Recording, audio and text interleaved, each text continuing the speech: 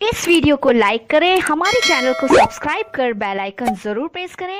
हमारी new video सबसे दो तरह की संतान होती है, एक सच्चे भक्त, दूसरे कच्चे भक्त। एक सच्चे भक्त, दूसरे पाखंडी भक्त। दोनों को श्वास की पूंजी परमपिता परमेश्वर की ओर से दी गई है। जैसे पिता ने दोनों भाई को बराबर बराबर पूंजी व्यापार करने के लिए दिया था, उसी तरह परमपिता परमेश्वर ने दोनों तरह के मनुष्य को, योगी और भोगी, दोनों को श्वास की पूंजी बराबर बराबर यूज करने के लिए दिया है, व्यापार करने के लिए दिया है। इस संसार में आकर सभी व्यापार करते हैं, सभी लाभ की इच्छा से व्यापार करते हैं, लेकिन जो एक्सपर्ट व्यापारी नहीं होता उसका बिजनेस फ्लॉप कर जाता है और लाभ की जगह हानि लेकर चला आता है। उसी प्रकार संसार में सभी परमात्मा की भक्ति करते हैं। इसके लिए कौन सा पूंजी लगाना है? जो दिन रात श्वास हमारी चल रही है, ये परमपिता परमेश्वर की ओर से दी गई अमूल्य पूंजी है। इस पूंजी को सद्मार्ग में लगाओ, इस पूंजी को नाम जप करने में लगाओ, इस पूंजी को परोपकार करने में लगाओ, इस पूंजी को जन कल्याण करने में लगाओ। लेकिन एक भक्त वो होता है जो परमात्मा की दी गई श्वास रूपी पूंजी से दिन रात परमात्मा का नाम लेता है, दिन रात साधन भजन साधना करता है, ईश्वर का ध्यान करता है, ईश्वर की भक्ति करता है।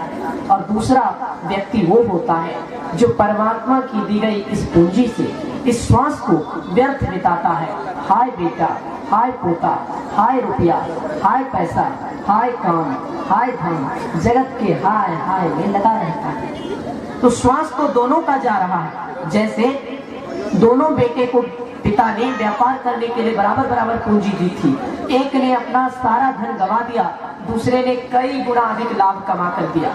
उसी तरह ईश्वर के दरबार में दो तरह के जीव जाते हैं। एक वो जो श्वास रूपी इस पूंजी से साधना करके, साधना रूपी व्यापार करके भक्ति रूपी धन कई गुना अधिक कमाकर ईश्वर के पास जाते हैं। और दूसरे लोग होते हैं जो श्वास रूपी इस अमूल्य धन को झूठ, चोरी, नशा, हिंसा, व्यभिचार, इन पंच पापों में लगा देते हैं और श्वास रूपी इस अमूल्य धन को व्यर्थ ही दूसरों की निंदा करने में, दूसरों की बुराई बोलने में व्यर्थ बिता देते हैं। दोनों तरह के जीव जब परमात्मा के पास जाते हैं तो जैसे जिस बेटे ने बहुत अधिक लाभ कमा कर दिया, पिता को उस पर गर्व हुआ, जिस बेटे ने दी हुई पूंजी गंवा दिया, पिता को बहुत दुख हुआ।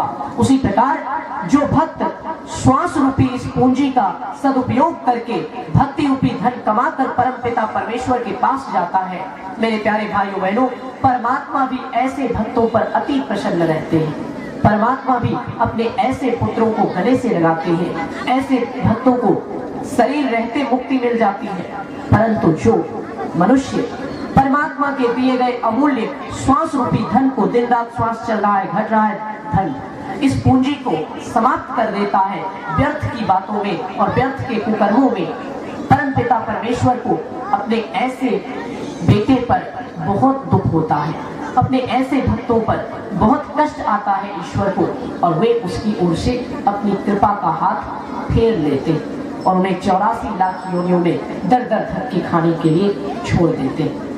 मेरे प्यारे भाइयों बहनों, इस दुनिया में हम सभी बिजनेसमैन हैं। हमें चाहिए श्वास रूपी जो मूलधन है, उस श्वास रूपी मूलधन को जो परमपिता परमेश्वर रूपी पिता ने हमें दिया है, उसे हम भक्ति रूपी काम में लगाएं, उसे हम साधना रूपी व्यापार में लगाएं और भक्ति रूपी धन खूब कमाकर, मालोमान होकर, पूर्ण भक्त बनकर यदि इस संसार में रहेंगे तो सच्चा संत संसार में भी देव दुर्लभ सुख भोगता है और इहलोक में सुख भोगकर परलोक में परमात्मा के पास भी जाता है तो आनंद में रहता है। परमात्मा भी ऐसे भक्तों के दास बन जाते हैं, जैसे भक्त गोस्वामी तुलसीदास जी महाराज हुए, जैसे भक्त स्वामी रामकृष्ण परमहंस जी हुए, जैसे भक्त स्वामी विवेकानंद हुए।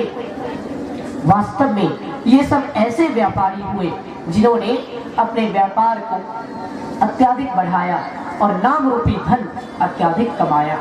संसार में धनवान कौन है? संत कबीर साहब कहते हैं, कबीर सब जग निर्धना, धन बनता नहीं कोई, धन बनता सो जानिए, जाके राम नाम धन कोई। इस संसार में सब निर्धन है, धनवान कौन है?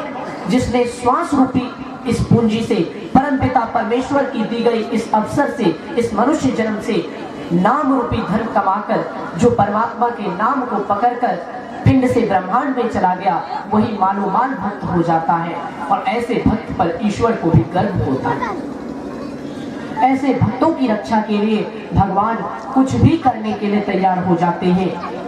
भगवान श्री कृष्ण ने उद्धव जी से कहा था, हे उद्धव, जो नर ऊधो मोहि न विचारे, ताहि न विसारो छिन एक घड़ी, जो मोहि भजे भजो मैं वाको, कल न परत छिन एक घड़ी, काटो जन्म जन्म के फंदा, राखो सुख आनंद करी, जो नर ऊधो मोहि न विसारे, ताहि न विसारो छिन एक घड़ी।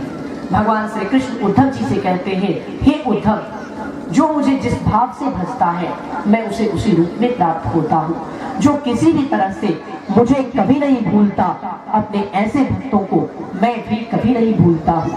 परंतु जो मेरी दी गई श्वास रूपी पूंजी से भक्ति रूपी धन कमाकर मेरे पास नहीं आता, ऐसे भक्ति से निर्धन जीव का मैं कभी सम्मान नहीं करता। पिता ने दोनों पुत्रों में सम्मान किसका किया? जिसने कई गुना अधिक लाभ कमाकर पिता को दिया। तो परम पिता परमात्मा जिसने इतना अमूल्य धन हमें दिया है, मानव जीवन दिया है, श्वास दिया है, जिनकी दी हुई प्राण वायु से हम संसार में जीवित हैं, वे इस धन का हिसाब तो मांगेंगे। मैंने तुम्हें इतना धन दिया तो तुमने व्यापार में कितना लाभ कमाया।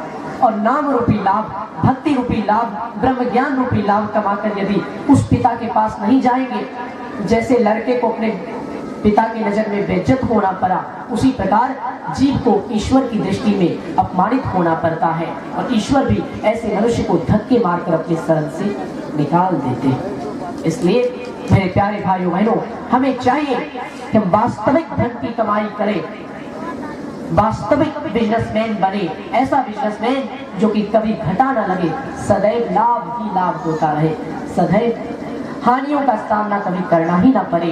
संसार में अन्य सारे व्यापार में हानि लाभ लगे रहते हैं, परंतु भक्ति रूपी व्यापार श्वास रूपी धन को प्रयोग में करके जब किया जाता है तो सच्चे भक्त को कभी हानि होती ही नहीं है, उसे सदैव लाभ ही लाभ होता है। इसलिए कहा जाता है, सत्कर्म ही साथी है दुनिया में सदा तेरा। इस संसार में केवल आपके अपने कर्म ही आपके वास्तविक मित्र हैं। मरने के बाद क्या है संसार का अंतिम सत्य। जिस परिवार के लिए हम सब कुछ अर्जित करते हैं, वो परिवार का साथ कहाँ तक होता है मरने के बाद? तो देखिए, मरने के बाद पत्नी मकान तक रोती पछताती और छाती पीटती रह जाती, गांव समाज के लोग शमशान तक, आपका पुत्र अग्निदान तक।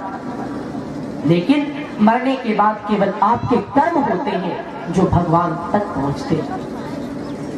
जिस स्त्री पुत्र धन दौलत के लिए हम हाय हाय करते रहते हैं, मरने के बाद वही पत्नी केवल मकान तक रहती है। गांव समाज के लोग, बंधु बांधव, ये सब शमशान तक साथ में जाते हैं, पुत्र अग्निदान तक अपना काम निभाता है, लेकिन हमारे कर्म होते हैं जो कर्म भगवान तक पहुंचते हैं। इसलिए सदैव उच्च कर्म कीजिए, सदैव अपने कर्म का सुधार कीजिए।